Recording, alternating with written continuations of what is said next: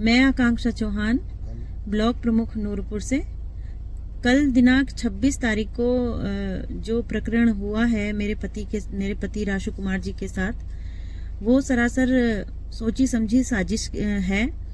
और जैसे कि उसमें विजिलेंस टीम आके उन्होंने उन्हें पकड़ा है, मैं आपको बताना चाहूंगी कि जैसे एक आदमी परिचित था और वो जो है इनके एनजीओ के माध्यम से था, और उसकी जो है 2022 में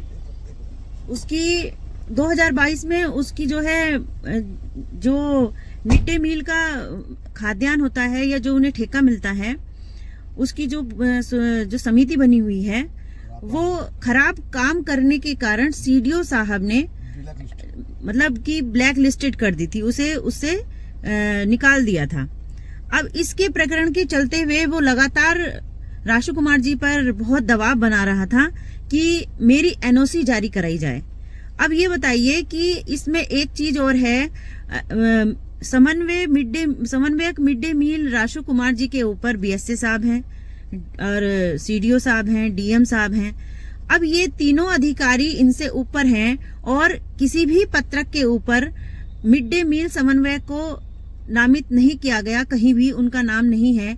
तो वो इस काम के ऑथराइज कैसे हो सकते हैं और कैसे वो एनओसी पास करा सकते हैं? इसका अधिकार तो सीडीओ साहब को या डीएम साहब को या बीएसए साहब को होगा।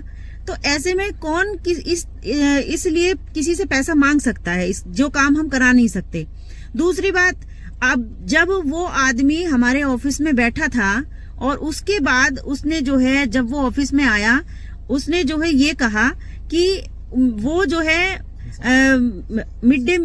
हमारी जो इंटरलॉकिंग की फैक्ट्री है, जो मेरी माता जी के नाम है, तिरुपति इंटरप्राइजेस के नाम पे, उससे उन्होंने बोला कि मुझे इंटरलॉकिंग की जो ईंटें हैं वो मुझे चाहिए।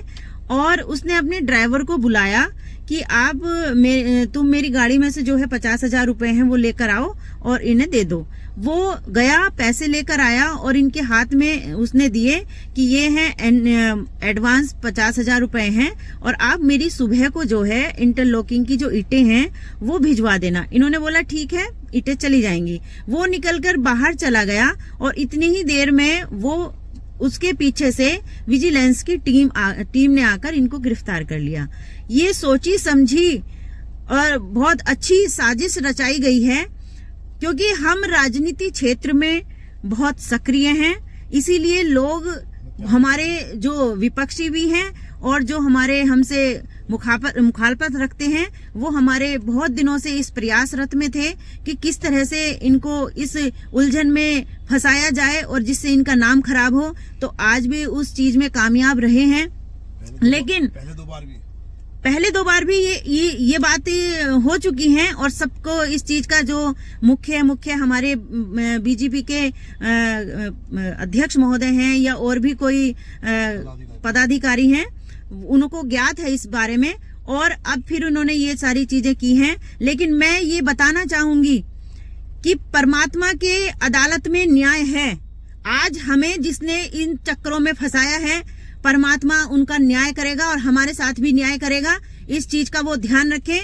और मैं सभी पत्रकार बंधुओं से ये कहना चाहूंगी कि सत्यता को प्रकाशित करें, ना कि झूठी चीजों को प्रकाशित करें। बहुत बहुत धन्यवाद।